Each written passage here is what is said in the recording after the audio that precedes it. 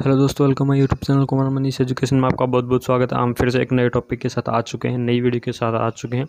आज का हमारा जो टॉपिक होगा वो क्या होगा, आई होगा। यानी कि आई हमारा टॉपिक होगा और जो ये सब्जेक्ट चलेगा, यानी कि आज हम क्या पढ़ेंगे, आई के बारे में पढ़ेंगे। उसके बाद आज से हमारा जो सब्जेक्ट चलेगा MSN चलेगा, MSN फर्स्ट। यानी कि जो BSc नर्सिंग सेकेंड ईयर के अंदर जो सब्जेक्ट चलता है MSN first, medical surging first, उसके अंदर जो आई सिस्टम है, यानी कि जो MSN है वो सिस्टम वाइज चलेगी। जो उसके अंदर जो आई सिस्टम है उसके बारे में पढ़ेंगे कि आई के अंदर कौन कौन सी डिजीज़ होती हैं, वो डिजीज़ किस प्रकार से होती हैं, किस कारण से होती हैं, क्या ट्रीटमेंट होते हैं, ये सारी चीज़ें हम अब रेगुलर पढ़ते रहेंगे। ठीक है, तो आज हम किसके बारे में चर्चा करेंगे, जो आई सिस्टम है, यानी कि सिस्टम ऑफ द MSN। यानी कि जो MSN का जो सिस्टम है आई, उसके बारे में क्या करेंगे, चर्चा करेंगे कि आई के अंदर क्या होता है, ये सारी चीज़ें इसके अंदर देखेंगे। सबसे पहले हम देख लेते हैं स्ट्रक्चर, देख लेते हैं आई की।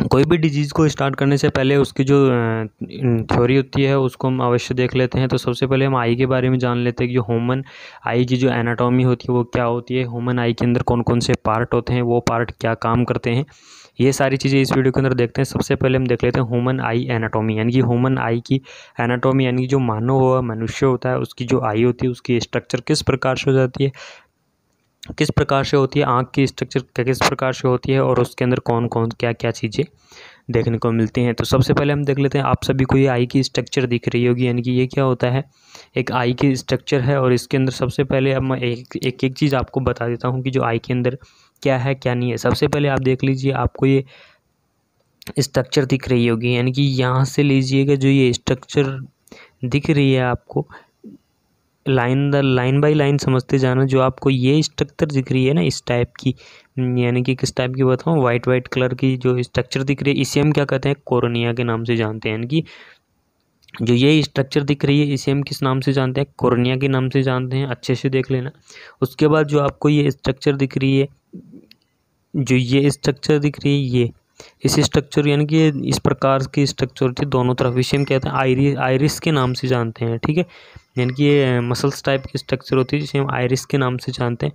ठीक है, उसके बाद जो सेकंड लाइन की जो स्ट्रक्चर देखने को मिलेगी इसके अंदर, सेकंड लाइन की स्ट्रक्चर ये देखिए, आपको लेंस, यानी कि इसके अंदर क्या मिलेगा, यहाँ पर क्या मिलेगा, लेंस मिलेगा। और सबसे बड़ी बात ये बता दूँ, जो लेंस होते हैं वो दो होते हैं। यानी कि आई के अंदर दो प्रकार के लेंस, एक तो क्रिस्टल लेंस होता है, एक एस्पेक्टल लेंस होता है। ठीक है, यानी कि जो लेंस होते हैं वो दो प्रकार के होते हैं, एक क्रिस्टल लेंस होता है एक, और एक एस्पेक्टल लेंस होता है। यानी कि जिसे हम हिंदी में क्या बोलते हैं, उत्तम लेंस और उत्तल लेंस और अवतल लेंस। यानी कि जिसका हिंदी के अंदर क्या होता है, उत्तल लेंस अवतल लेंस दो पाए जाते हैं, ध्यान रखना। और उसके बाद जो अगली जो स्ट्रक्चर देखने को मिलेंगी, जैसे ही जो कोर्निया होता है, जो कोर्निया के अंदर की तरफ एक वाइट कलर की जो स्ट्रक्चर दिखाई दे रही है, वाइट कलर, इसे हम क्या कहते हैं, कोर्निया की कंजक्टिविटा के नाम से जानते हैं। कंजक्टिविटा, जिसे हम इससे एक डिजीज़ होती है, ध्यान रखना, कंजक्टिविटा से एक डिजीज़ होती है जिसमें कंजक्टाइवाइटिस, यानी कंजक्टिवा वाइटिस। ठीक है, यानी कि जिसके अंदर क्या होता है, जो कंजक्टिवा होता है, इस डिजीज़ के अंदर आगे हम इसकी पूरी एक्सप्लेनेशन पढ़ेंगे। इस डिजीज़ के अंदर क्या होता है, जो कंजक्टिवा होता है उसके अंदर इन्फ्लामेशन हो जाता है, यानी कि स्वेलिंग आने लग जाती है। उसके बाद जो उसका अलग पार्ट देखेंगे वो देखेंगे सीलियरली बॉडी एंड मसल्स। यानी कि इसके अंदर ये यहाँ पर क्या पाई जाती है, दोनों तरफ सीलियरी बॉडी एंड मसल्स पाई जाती हैं। ठीक है, उसके बाद देख लीजिए, आपको रेटिना, यानी कि जो सबसे इम्पोर्टेंट पार्ट होता है आई का, यानी कि आई का सबसे इम्पोर्टेंट पार्ट रेटिना होता है। तो ये आपको एक लाइन दिख रही होगी, येलो कलर की ये लाइन दिख रही है आपको चारों तरफ से। इस लाइन को हम किस नाम से जानते हैं, रेटिना के नाम से। यानी ये क्या होती है, रेटिना होती है, जो सबसे इम्पोर्टेंट पार्ट होता है आई का। और उसके बाद देख लेते हैं, जो इसके अंदर जो फ्लूइड भरा होता है इसे हम क्या कहते हैं, विट्रियस फ्लूइड, यानी विट्रियस फ्लूइड भरा होता है, जो कि प्रोटेक्शन के अंदर हेल्प करता है। उसके बाद देख लीजिए, ये छोटी छोटी आपको लाइनदार दिख रही होंगी, जड़ें सी दिख रही हैं, ये क्या होती हैं, ये रेटिनल ब्लड वेसल्स होती हैं। यानी कि ये सारी चीज़ें क्या होती हैं, रेटिनल ब्लड वेसल्स होती है। और इन्हीं की वजह से क्या होता है, जो रेटिना होता है उनके अंदर ब्लड सप्लाई होती है। ठीक है, यानी इनके द्वारा क्या होता है, रेटिना के अंदर ब्लड सप्लाई होती है। और जैसे ही जो रेटिना होता है, तो रेटिना से हमें क्या देखने को मिलता है, रेटिना से सीधी जो ऑप्टिक जो नर्व होती हैं वो निकलती हैं और वो ऑप्टिक नर्व इसके अंदर देखने को मिलती हैं। ठीक है, उसके बाद ये देख लेते हैं कि जो इनका फंक्शन बता देता हूँ कि मैं जो ये पार्ट हैं ये कौन क्या क्या काम आते हैं। तो सबसे पहले हम यही देखने को मिलते हैं कि जो स्क्लेरा होता है, तो स्क्लेरा होता है, स्क्लेरा के फंक्शंस क्या होते हैं।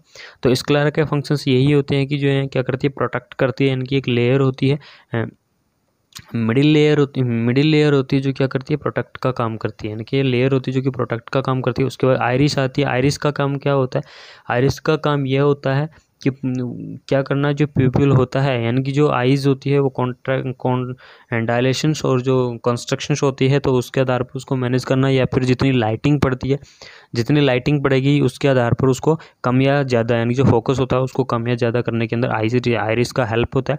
सबसे पहले आता है उसके बाद आता है कॉर्निया। यानी कि कॉर्निया का क्या काम होता है, तो मैं आपको बता दूं जो कॉर्निया होता है, कॉर्निया का सबसे इम्पोर्टेंट काम होता है, मान लीजिए यहाँ ऐसे लाइट आ रही है, यानी कि इस प्रकार से हमारे जो चारों तरफ से लाइट आ रही है, तो ये जितनी भी लाइट होती है इन सभी को क्या करेगा, जो कॉर्निया होता है हमारा वो यहाँ पर फोकस कर देगा। यानी कि इन सभी लाइटों को क्या कर देगा, फोकस कर देगा। और फोकस करने के बाद क्या करेगा, जो रेटिना है उसके ऊपर जो फोकस करेगा और जो रेटिना के ऊपर जाकर यह फोकस पड़ेगा और रेटिना पर जाकर हमें कोई चीज़ें दिखने लगती हैं। तो यानी कि जो लाइटिंग होती है उनको इकट्ठा करने के अंदर यह क्या करता है, कॉर्निया का सबसे इंपॉर्टेंट रोल होता है।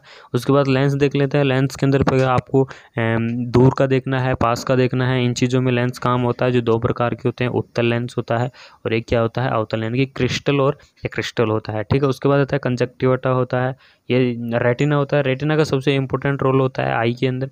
जो रेटिना होता है उसका इंपॉर्टेंट रोल ये होता है कि रेटिना का काम यही होता है कि जो भी हम कोई भी चीज़ देख रहे हैं उनको क्या करना, फोकस करना। यानी कि कोई भी चीज़ को देखने से पहले उनको फोकस बनाया जाता है, फिर वो चीज़ें क्या करती हैं, हमें दिखाई देती हैं। और ये चीज़ें क्या होती हैं, आई के अंदर होती हैं। और उसके बाद में जो कॉर्निया से रिलेटेड एक चीज़ बता देता हूँ, हमारी बहुत ही इंपॉर्टेंट चीज़ होती है इसके अंदर। अगर कॉर्निया क्या होता है, थिक भी होता है और थिन भी होता है। यानी कि कॉर्निया क्या होता है, 5 लेयर से मिलकर बना होता है। ध्यान रखना आगे ये चीज़ें आएंगी। यानी कि जो कॉर्निया होता है, कॉर्निया 5 लेयर से मिलकर बना होता है। ठीक है, अगर 5 में से अगर एक भी लेयर मान लो डिस्ट्रॉय हो गई किसी कारणवश, मान लो 4 लेयर बच गई, जो तो कॉर्निया का जो फोकस है वो कहाँ पर जाकर पड़ेगा, कॉर्निया का फोकस आगे। यानी कि जो रेटिना तो यहाँ पर है, मेन फोकस यहाँ पर गिरना चाहिए, लेकिन जो कॉर्निया का फोकस है यहाँ पर जाके गिरेगा और जिससे आपको अच्छे से नहीं दिख पाएगा। फोकस जो अपनी एवरेज जगह है वहाँ पर नहीं गिर पाएगा।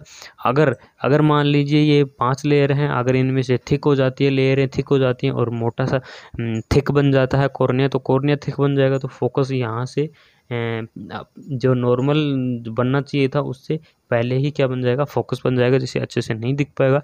और जो नॉर्मली जो लेंथ होती है, यानी कि जो नॉर्मल लेंथ होती है किसकी, नॉर्मल लेंथ, यानी यहाँ से जैसे कॉर्निया होगा, कॉर्निया से लेकर जो रेटिना तक जो फोकस गिरता है वो क्या करता है, 2400 mm की इसकी एक्जियल लेंथ होती है। ठीक है, यानी कि कॉर्निया से लेकर जो रेटिना की जो भी इसकी लेंथ होती है उसे हम एक्जियल लेंथ के नाम से जानते हैं। और जो एक्जियल लेंथ होती है वो कितनी होती है, जो एक्जियल लेंथ होती है, एक्जियल लेंथ क्या, 24 mm होती है या फिर 2.4 सेंटीमीटर के करीब होती है। ठीक है, अगर मान लीजिए अगर यहाँ थिक हो जाता है तो जो फोकस होगा वो रेटिना पर ना गिरकर पहले ही गिर जाएगा। और अगर ये लेयर डिस्ट्रॉय हो जाती है किसी कारणवश तो क्या हो जाएगा, ये फोकस आगे गिरने लगेगा। ठीक है, उसके बाद क्या होता है, ये क्या होता है, आई की एक एनाटॉमी थी। उसके बाद मैं आपको ये बता देता हूँ इस वीडियो के अंदर, जो आई के अंदर जो आई हमारा जो सिस्टम चल रहा था, तो इसके अंदर क्या होता है, कौन कौन सी डिजीज होती हैं, यानी कि कौन कौन सी डिजीज़ देखने को मिलती है हमारा जो आई सिस्टम है। तो उसके अंदर जो डिजीज़ होती हैं वो मैं आपको बता देता हूँ,